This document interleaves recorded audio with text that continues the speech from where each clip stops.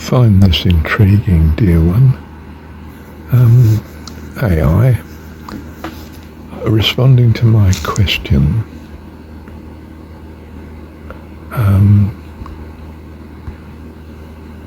Has the human body got its own vibration of sound? Yes, the human body has its own vibration and resonant frequencies. Every organ, tissue and cell vibrates at specific frequencies, which are essential for biological function and health. While these internal vibrations occur, they are generally at frequencies inaudible to the human ear and require sensitive instruments to detect. So I think that's astonishing.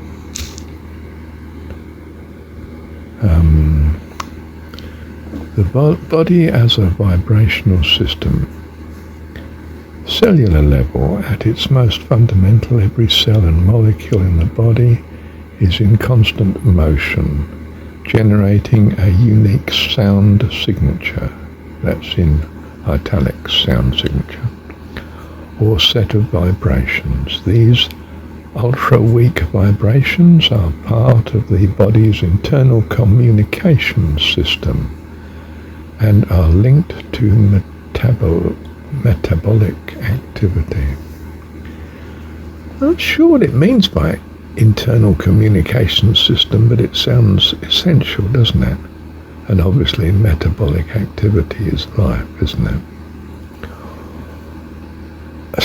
I mean, just pausing for a moment, the Word of God, vibration, sound, the notion of meditation on the notion that 432 hertz might be ideal for the human being to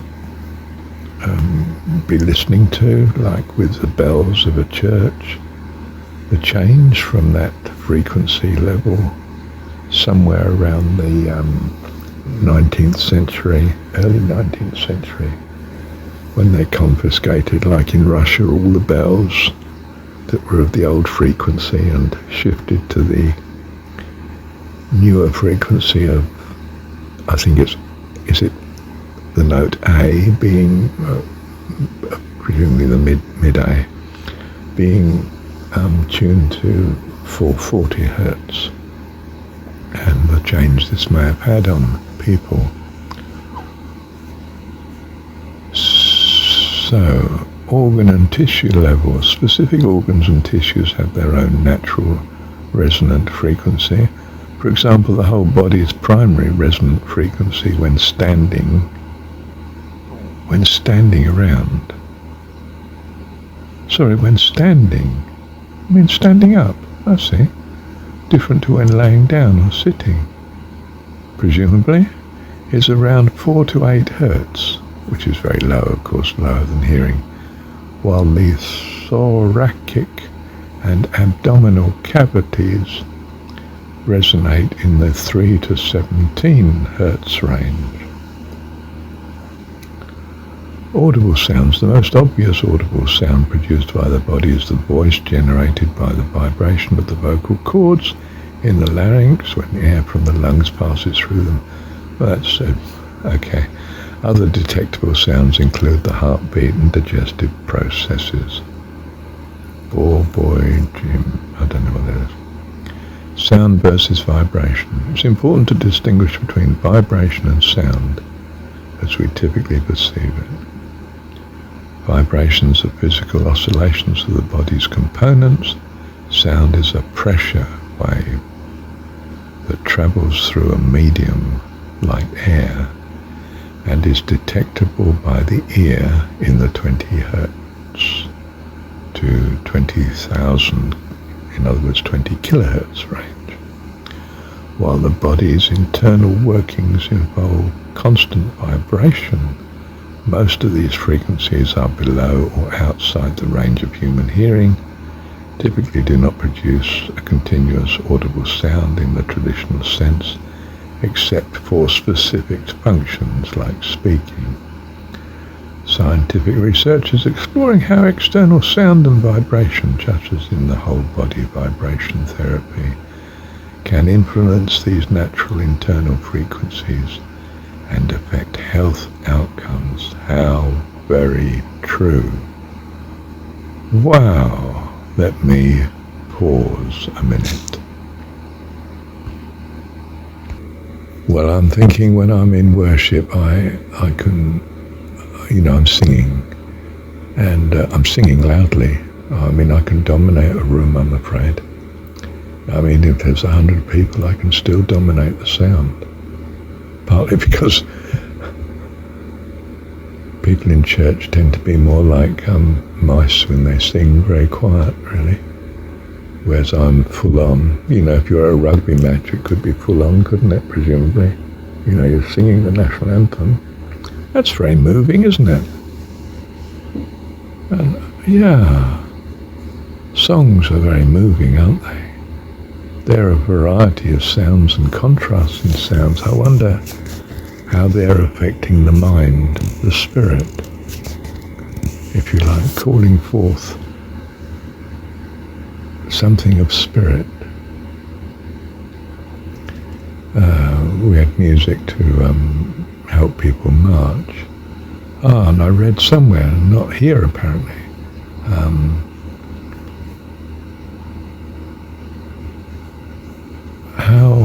I was thinking, like running is a certain frequency of pace, depending on what you run at, how this affects the whole body.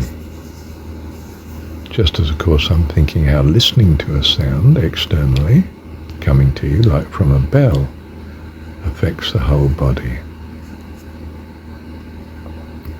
So even this article here that I've just read to you suggests, the research is very seriously into how does sound affect health.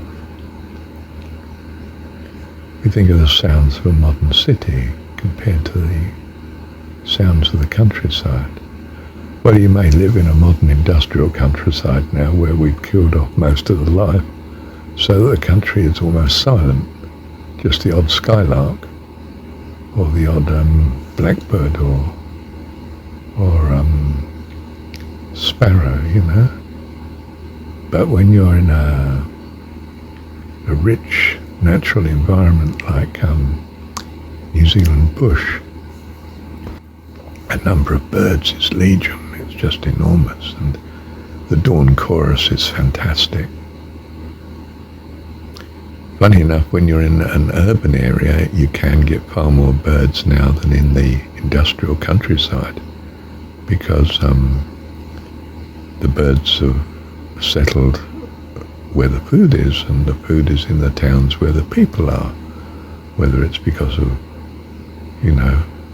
waste and rubbish, or whether it's because of kind feeding and deliberate nurture and variety of plants to feed off, of course, as well, perhaps. So, assuming we have developed in and with, God has made us with a natural environment rather than one of our modern urban environments, and the countryside will have in itself a beneficial effect as regards your health. And we know this, don't we? We suspect that living in cities is not good for the health. We put it down to the wrong air, of course, which could well be true. Almost certainly is. It's also the wrong materials that we live in, of course. Now, it's pointed out in this article, isn't it, that every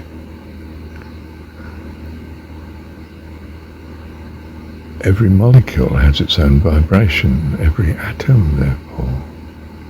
And so the materials that we have around us, like, are you wearing cotton or man-made fibre, Are you in a jumper, or are you in a woolen jumper or a nylon jumper? Makes a lot of difference to the vibration that's encasing your body and the effect on the body.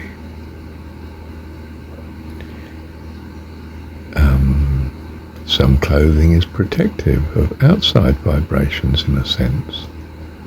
Perhaps wool or cotton protects you against harmful UVs. UV rays now are a vibration being sent out. Ultrasound is.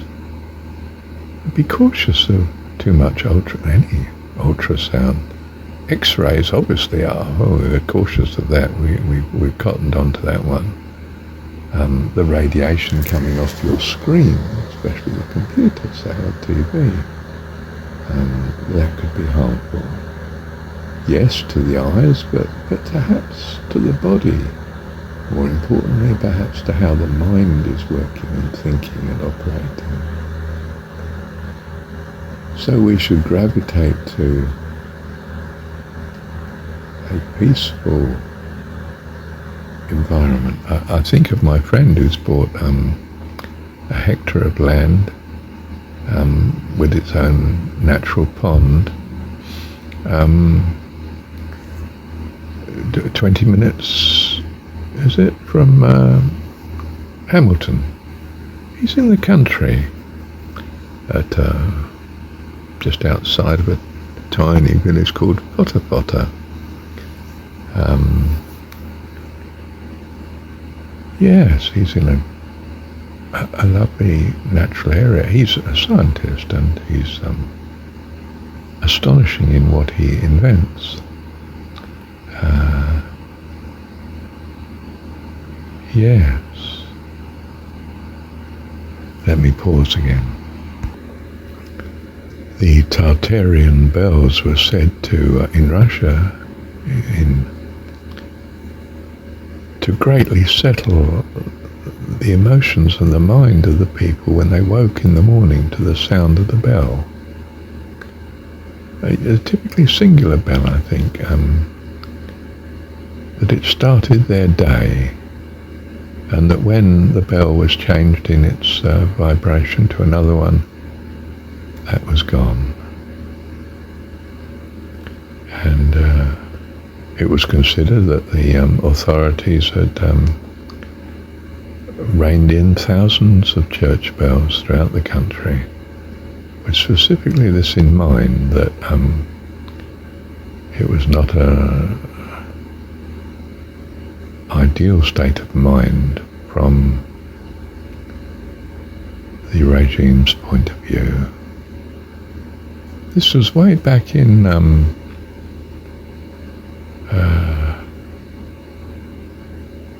I'm not sure, 19th century, anyway, early 19th century, Russia. Well.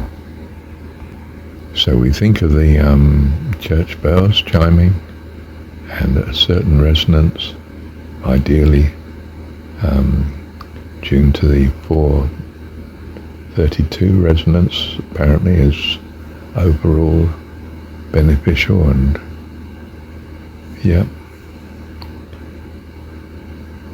and perhaps it gives, each bell gives a selection of harmonics that are particularly appropriate to the human, so particularly unique, and a particular tuning, say, to 432 hertz may give harmonics that are just right for human health. Or it may be that we could go lower and do, half of 432, which would be 216 hertz, wouldn't it?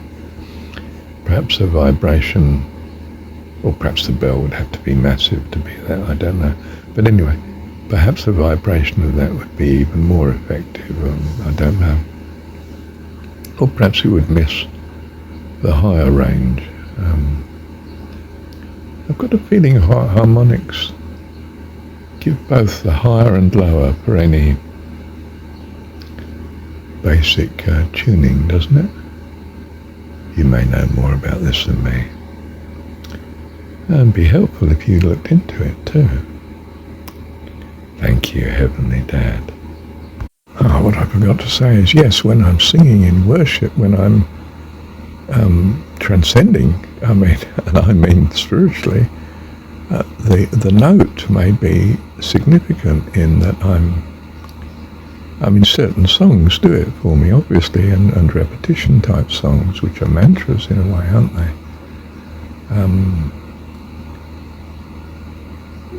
I'm back to my interest in phonetic sounds being the key, not the spelling.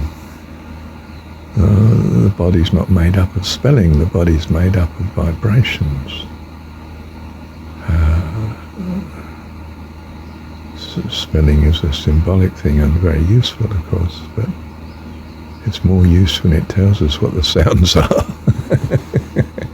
as opposed to the history of the word. Well, the history of the word is to know it's a Norse word, Viking word as opposed to Latin word or Greek and so on. Yeah, coming back to it, in transcendence, I can hit notes.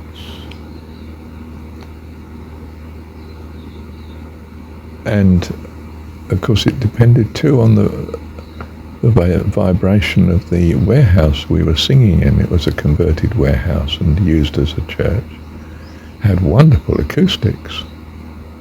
I could bounce my voice off the right-hand wall when singing. Sometimes in worship, instead of facing the front, I'd face towards that direction of the wall to my right, because I got a better response from the sound.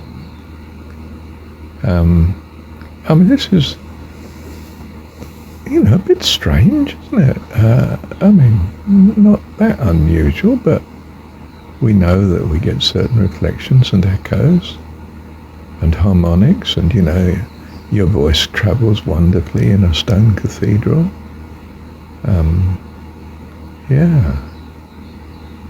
Unless it's been built in the last 200 years, then it might not do quite so well, because we lost the attention to such dynamic from a spiritual point of view, especially. Modern music is not essentially spiritual, but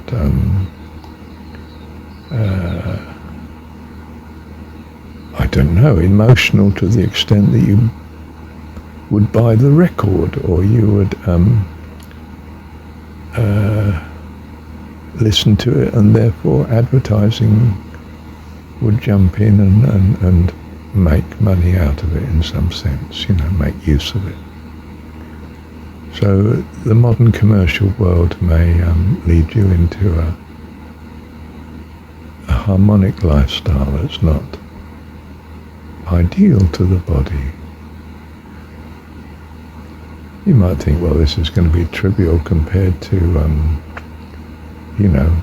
the food you eat and the air you breathe. But perhaps it's not trivial.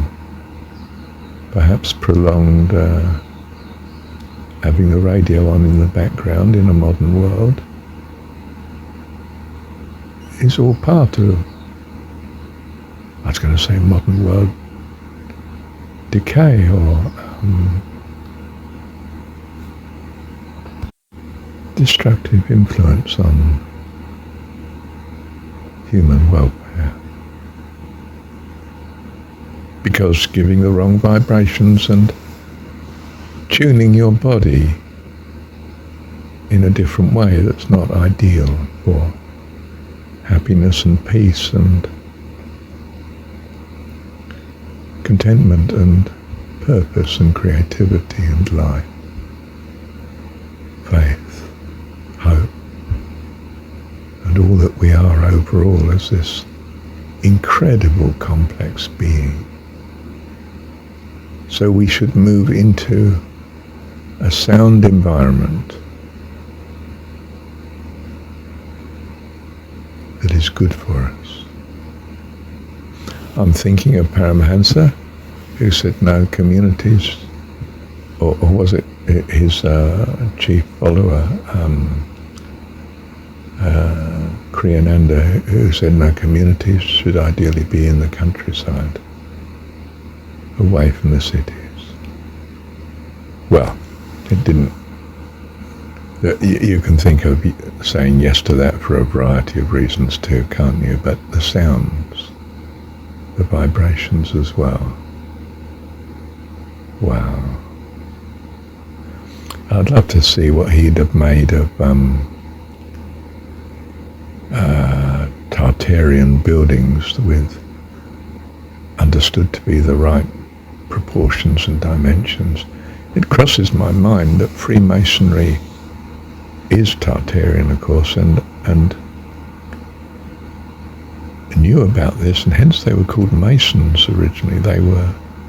It was all part of the key science of Tartaria.